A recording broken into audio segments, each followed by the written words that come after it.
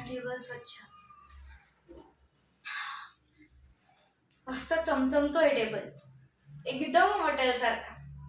छान छान सजलंय. आता काय राहिलंय, वाजलेत किती, 9:30 वाजलेत. 10 पर्यंत ताईंचं सगळं आवरून होईल आणि 10:30 पर्यंत सगळी मुलं येतील.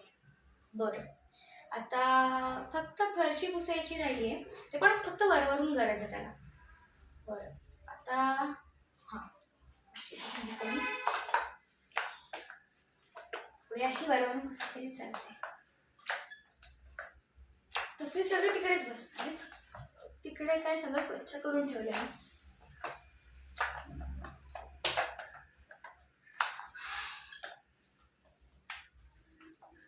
चला, फरशी पण चमकती एकदम छान दिसते, सगळं घरच्या काचच्या.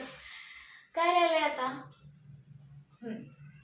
नाही ते पण झालं, सगळं झालं. आईच्या हाताखाली लागलं ना की सगळी कामं पटापट होऊन जातात.